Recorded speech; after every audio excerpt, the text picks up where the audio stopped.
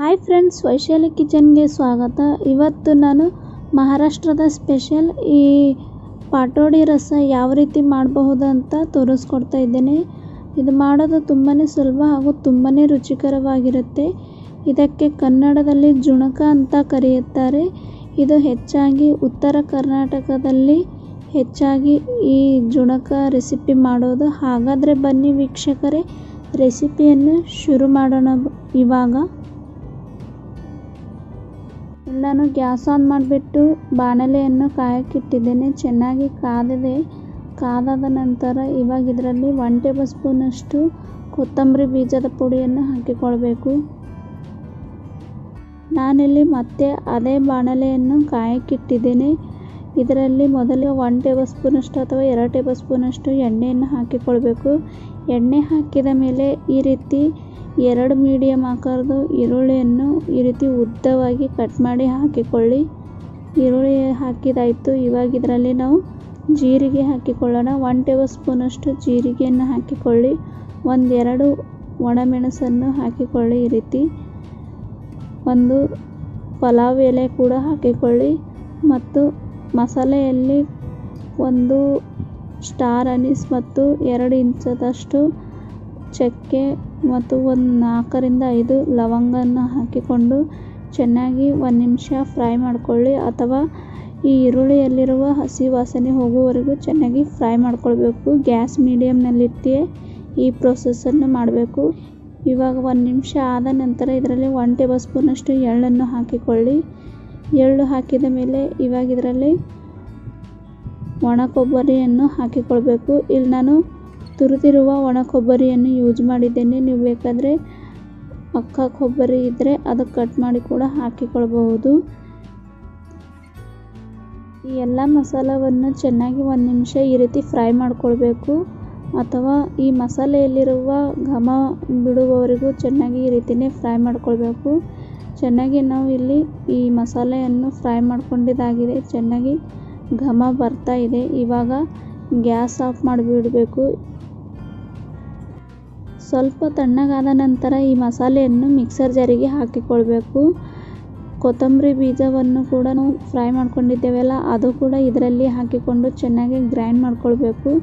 Grind ಮಾಡ್ಕೊಳ್ಳುವಾಗ ನೀರು ಹಾಕ್ದೇ ಚೆನ್ನಾಗಿ ರುಬ್ಕೊಳ್ಬೇಕು. ಮೊದಲಿಗೆ ಸ್ವಲ್ಪ ಪೌಡರ್ ಆದಮೇಲೆ, ಪುಡಿ ಆದಮೇಲೆ ಇದರಲ್ಲಿ ಮತ್ತೆ ನೀರು ಹಾಕಿಕೊಂಡು ಸ್ಮೂತ್ ಪೇಸ್ಟ್ ಆಗೋವರೆಗೂ ಚೆನ್ನಾಗಿ ರುಬ್ಬಿಕೊಳ್ಬೇಕು. ಇವಾಗ ಇದರ ಮುಚ್ಚಳ ಮುಚ್ಚಿ ಚೆನ್ನಾಗಿ ಗ್ರೈಂಡ್ ಮಾಡ್ಕೊಳ್ಬೇಕಾಗುತ್ತೆ.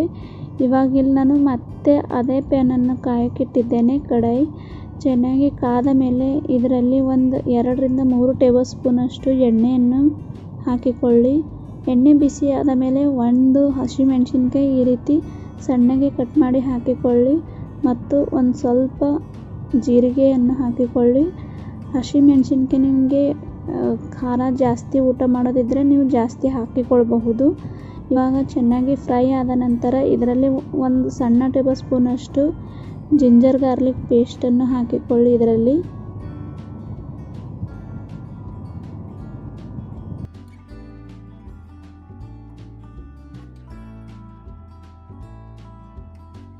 ಜಿಂಜರ್ ಗಾರ್ಲಿಕ್ ಪೇಸ್ಟ್ ಹಾಕಿದ ಮೇಲೆ ಚೆನ್ನಾಗಿ ಎಣ್ಣೆಯಲ್ಲಿ ಫ್ರೈ ಮಾಡ್ಕೊಳ್ಬೇಕು. ಅಥವಾ ಈ ಜಿಂಜರ್ ಗಾರ್ಲಿಕ್ ಪೇಸ್ಟ್ನಲ್ಲಿರುವ ಹಸಿ ವಾಸನೆ ಹೋಗೋವರೆಗೂ ಫ್ರೈ ಮಾಡ್ಕೊಳ್ಬೇಕು. ಫ್ರೈ ಮಾಡ್ಕೊಂಡಿದ್ದಾದ ನಂತರ ಇವಾಗ ಇದರಲ್ಲಿ ನೀರನ್ನು ಹಾಕಿಕೊಳ್ಳಿ. 1 ಕಪ್ನಷ್ಟು ನೀರು ಹಾಕಿದ ಮೇಲೆ ಸ್ವಲ್ಪ ಉಪ್ಪನ್ನು ಹಾಕಿಕೊಳ್ಳಿ. ಇವಾಗ ಈ ನೀರು ಚೆನ್ನಾಗಿ ಕುದಿ ಬರಬೇಕು. ಅಲ್ಲಿವರೆಗೂ ಕಾಯ್ತಾ ಇರಿ. ಚೆನ್ನಾಗಿ 1 ಕುದಿ ಬಂದ ಮೇಲೆ ಇದರಲ್ಲಿ ಕಡಲೆ ಹಿಟ್ಟನ್ನು ಹಾಕಿಕೊಳ್ಬೇಕು. ಇಲ್ಲಿ ನೋಡ್ತಿರ್ಬೋದು ತುಂಬಾ ಚೆನ್ನಾಗಿ ಕುದಿ ಬಂದಿದೆ. ಇವಾಗ ಇದರಲ್ಲಿ ನಾವು ಕಡಲೆ ಹಿಟ್ಟನ್ನು ಹಾಕಿಕೊಳ್ಳೋಣ. ನಾನಿಲ್ಲಿ 1 ಕಪ್ನಷ್ಟು ಕಡಲೆ ಹಿಟ್ಟನ್ನು ತಗೊಂಡಿದ್ದೇನೆ. ಸ್ವಲ್ಪ ಈ ರೀತಿ ನೀರಿನಲ್ಲಿ ಹಾಕಿಕೊಂಡು ಚಮಚನಿಂದ ಮಿಕ್ಸ್ ಮಾಡ್ತಾ ಇರಬೇಕು, ಕೈ ಬಿಡದಂತೆ. ಯಾಕಂದರೆ ಇದರಲ್ಲಿ ಗಂಟಿರಬಾರ್ದು. ಆದ್ದರಿಂದ ಚೆನ್ನಾಗಿ ಗಂಟಿರದಂತೆ ಮಿಕ್ಸ್ ಮಾಡ್ಕೊಳ್ಬೇಕು.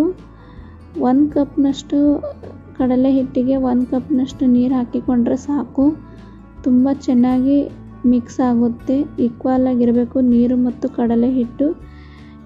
ಈ ಕಡಲೆ ಹಿಟ್ಟು ನೀರಿನಲ್ಲಿ ಚೆನ್ನಾಗಿ ಮಿಕ್ಸ್ ಆದ ನಂತರ ಈ ರೀತಿ ಗಟ್ಟಿ ಬರುವವರೆಗೂ ಚೆನ್ನಾಗಿ ನಾವು ಕೈ ಆಡಿಸ್ತಾ ಇರಬೇಕು.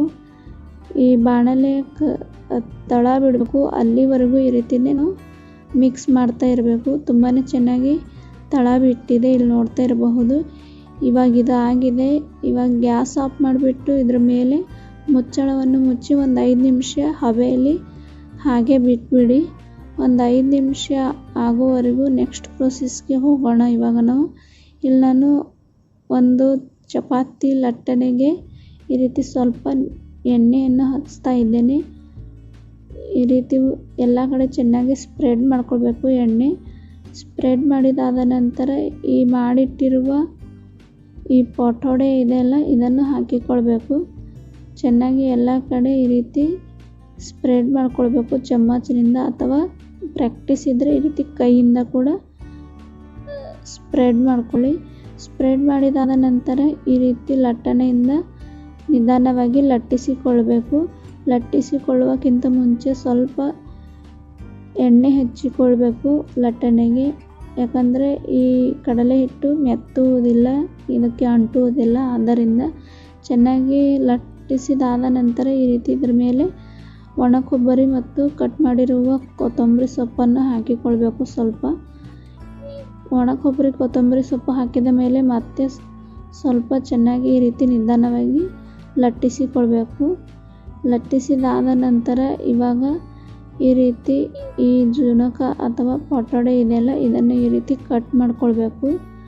ಬಿಸಿ ಇರುವಾಗಲೇ ಕಟ್ ಮಾಡ್ಕೊಳ್ಳಿ, ಯಾಕಂದರೆ ಬಿಸಿ ಇರುವಾಗಲೇ ಕಟ್ ಮಾಡಿದ್ರೇ ತುಂಬ ಚೆನ್ನಾಗಿ ಕಟ್ ಆಗುತ್ತೆ. ಈ ರೀತಿ ಶೇಪ್ ಕೂಡ ಚೆನ್ನಾಗಿ ಬರುತ್ತೆ. ನಿಮಗೆ ಯಾವ ರೀತಿ ಕಟ್ಟಬೇಕೋ ಆ ರೀತಿ ನೀವು ಕಟ್ ಮಾಡ್ಕೊಳ್ಬಹುದು. ಇವಾಗ ಕಟ್ ಮಾಡಿದಾದ ನಂತರ ಒಂದೊಂದಾಗಿ ಬಿಡಿಸ್ಕೊಳ್ಬೇಕು. ಇದನ್ನು ನಾವು ಇಲ್ಲಿ ನಾನು ಯಾವ ರೀತಿ ಆಗಿದೆ ಅಂತ ಒಂದು ತೋರಿಸ್ತಾ ಇದ್ದೇನೆ, ಇಲ್ಲಿ ನೋಡ್ತಾ ಇರಬಹುದು. ತುಂಬ ಚೆನ್ನಾಗಿ ಕಟ್ ಆಗಿದೆ. ಇವಾಗ ಮತ್ತೆ ನಾವು ಬಾಣಲೆಯನ್ನು ಕಾಯಕ್ಕಿಡಬೇಕು ಪಕೋಡೆ ರಸ ಮಾಡೋದಕ್ಕೆ. ಇದರಲ್ಲಿ ಎಣ್ಣೆಯನ್ನು ಹಾಕಿಕೊಳ್ಳಿ. ಒಂದು 4 ರಿಂದ 5 ಟೇಬಲ್ ಸ್ಪೂನಷ್ಟು ಎಣ್ಣೆಯನ್ನು ಹಾಕಿಕೊಳ್ಳಿ. ರಸ ಮಾಡೋದಕ್ಕೆ ಎಣ್ಣೆ ಜಾಸ್ತಿ ಇದ್ದರೆ ಚೆನ್ನಾಗಾಗುತ್ತೆ. ಆದ್ದರಿಂದ ಇಲ್ಲಿ ನಾನು ಎಣ್ಣೆ ಜಾಸ್ತಿ ಯೂಸ್ ಮಾಡಿದ್ದೇನೆ. ಇವಾಗ ಇದರಲ್ಲಿ ಒಂದು ಸ್ವಲ್ಪ ಜೀರಿಗೆಯನ್ನು ಹಾಕಿಕೊಳ್ಳಿ, ಅಥವಾ ಒಂದು ಸಣ್ಣ ಟೇಬಲ್ ಸ್ಪೂನಷ್ಟು ಜೀರಿಗೆ ಮತ್ತು ಒಂದು ಸಣ್ಣ ಟೇಬಲ್ ಸ್ಪೂನಷ್ಟು ಜಿಂಜರ್ ಗಾರ್ಲಿಕ್ ಪೇಸ್ಟನ್ನು ಹಾಕಿಕೊಂಡು ಫ್ರೈ ಮಾಡ್ಕೊಳ್ಬೇಕು. ಈ ರೀತಿ ಫ್ರೈ ಆದ ನಂತರ ಇವಾಗ ರುಬ್ಕೊಂಡಿರುವ ಮಸಾಲೆ ಇದೆಲ್ಲ ಮಿಕ್ಸರ್ ಜಾರ್ನಲ್ಲಿ ಅದು ಕೂಡ ಇದರಲ್ಲಿ ಹಾಕಿಕೊಳ್ಬೇಕು. ಚೆನ್ನಾಗಿ ಈ ರೀತಿ ಫ್ರೈ ಮಾಡ್ಕೊಳ್ಳಿ. ಈ ಮಸಾಲೆಯಲ್ಲಿರುವ ಎಣ್ಣೆ ತೇವಾಂಶ ಬಿಡುವವರೆಗೂ ಚೆನ್ನಾಗಿ ಈ ರೀತಿ ಫ್ರೈ ಮಾಡ್ಕೊಳ್ಬೇಕು. ಚೆನ್ನಾಗಿ ಫ್ರೈ ಮಾಡ್ಕೊಂಡಿದ್ದಾಗಿದೆ. ಇವಾಗ ಮಸಾಲೆಯನ್ನು ಹಾಕಿಕೊಳ್ಳೋಣ. ಮೊದಲಿಗೆ ಇಲ್ಲಿ ನಾನು ಅಚ್ಚು ಖಾರದ ಪುಡಿಯನ್ನು ಹಾಕ್ತಾ ಇದ್ದೇನೆ. ರುಚಿಗೆ ತಕ್ಕಷ್ಟು ಅಚ್ಚು ಖಾರದ ಪುಡಿಯನ್ನು ಹಾಕಿಕೊಳ್ಳಿ. ಹಾಗೂ ಒಂದು ಸಣ್ಣ ಟೇಬಲ್ ಸ್ಪೂನಷ್ಟು ಅರಿಶಿಣವನ್ನು ಹಾಕಿಕೊಳ್ಳಿ. ಅರಿಶಿಣ ಹಾಕಿದ ಮೇಲೆ ಇವಾಗ ಧನಿಯಾ ಪುಡಿಯನ್ನು ಹಾಕಿಕೊಳ್ಳಿ, ಒಂದು ಸಣ್ಣ ಟೇಬಲ್ ಸ್ಪೂನಷ್ಟು. ಚೆನ್ನಾಗಿ ಮಿಕ್ಸ್ ಮಾಡ್ಕೊಳ್ಳಿ. ಈ ರೀತಿ ಚೆನ್ನಾಗಿ ಮಿಕ್ಸ್ ಆದ ನಂತರ ಇವಾಗ ಇದರಲ್ಲಿ ನೀರನ್ನು ಹಾಕಿಕೊಳ್ಬೇಕು. ನಾನಿಲ್ಲಿ ಮಿಕ್ಸರ್ ಜಾರ್ನಲ್ಲಿ ಸ್ವಲ್ಪ ನೀರನ್ನು ಹಾಕಿಕೊಂಡು ಇದರಲ್ಲಿ ಹಾಕ್ತಾ ಇದ್ದೇನೆ. ಯಾಕಂದರೆ ಈ ಮಿಕ್ಸರ್ ಜಾರ್ಗೆ ಸ್ವಲ್ಪ ಮಸಾಲೆ ಇರುತ್ತಲ್ಲ, ಅದು ಕೂಡ ಈ ನೀರಿನಲ್ಲಿ ಬಂದುಬಿಡುತ್ತೆ. ಈ ರೀತಿ ನೀರನ್ನು ಮಿಕ್ಸರ್ ಜಾರಿಗೆ ಹಾಕಿಕೊಂಡು ಈ ರೀತಿ ಹಾಕಿಕೊಳ್ಳುವುದರಿಂದ ನೀರು ನೀವು ನೋಡಿಕೊಂಡು ಹಾಕಿಕೊಳ್ಬೇಕು. ನಿಮಗೆ ಎಷ್ಟು ಬೇಕೋ ಅಷ್ಟು ಕನ್ಸಿಸ್ಟೆನ್ಸಿ ನೋಡಿಕೊಂಡು ಹಾಕಿಕೊಳ್ಳಿ. ಈ ರೀತಿ ಹದ ಇರಬೇಕು. ಚೆನ್ನಾಗಿ ನೀರು ಹಾಕಿದ ಮೇಲೆ ಮಿಕ್ಸ್ ಮಾಡ್ಕೊಳ್ಬೇಕು. ಒಂದು ಸಲ ಮಿಕ್ಸ್ ಮಾಡಿದಾದ ನಂತರ ರುಚಿಗೆ ತಕ್ಕಷ್ಟು ಉಪ್ಪು ಹಾಗೂ ಸ್ವಲ್ಪ ಕೊತ್ತಂಬರಿ ಸೊಪ್ಪನ್ನು ಹಾಕಿ ಮುಚ್ಚಳ ಮುಚ್ಚಿ ಒಂದು 7 ರಿಂದ 8 ನಿಮಿಷ ಚೆನ್ನಾಗಿ ಕುದಿಯಲು ಬಿಡಬೇಕು. ಒಂದು 7 ರಿಂದ 8 ನಿಮಿಷ ಆದ ನಂತರ ಇಲ್ಲಿ ನೋಡ್ತಾ ಇರ್ಬೋದು ಎಷ್ಟು ಚೆನ್ನಾಗಿ ಈ ರಸ ಆಗಿದೆ ಅಂತ. ಈ ರೀತಿ ಕನ್ಸಿಸ್ಟೆನ್ಸಿ ಇರಬೇಕು, ತುಂಬಾ ಚೆನ್ನಾಗಿ ಇರುತ್ತೆ. ಒಮ್ಮೆ ಈ ರೆಸಿಪಿಯನ್ನು ಟ್ರೈ ಮಾಡಿ. ಇವಾಗ ನಾವು ಒಂದು ಸರ್ವಿಂಗ್ ಬೌಲ್ನಲ್ಲಿ ಸರ್ವ್ ಮಾಡ್ಕೊಳ್ಳೋಣ. ಇಲ್ಲಿ ನಾನು ಈ ರೀತಿ ಪಕೋಡೆಯನ್ನು ಒಂದು ಪ್ಲೇಟ್ನಲ್ಲಿ ಇಟ್ಟಿದ್ದೇನೆ, ಇಲ್ಲಿ ನೋಡ್ತಾ ಇರಬಹುದು. ಈ ರೀತಿ ಸರ್ವ್ ಮಾಡ್ಕೊಳ್ಳಿ ಒಂದು ಬೌಲ್ನಲ್ಲಿ. ಇವಾಗ ಸರ್ವ್ ಮಾಡಿದಾಯಿತು. ಇದನ್ನು ಯಾವ ರೀತಿ ಈ ಪಕೋಡಿ ಇದೆಯಲ್ಲ ಯಾವ ರೀತಿ ಇದರಲ್ಲಿ ಹಾಕ್ಬೋದು ಅಂತ ಇಲ್ಲಿ ನಾನು ತೋರಿಸ್ಕೊಡ್ತಾ ಇದ್ದೇನೆ.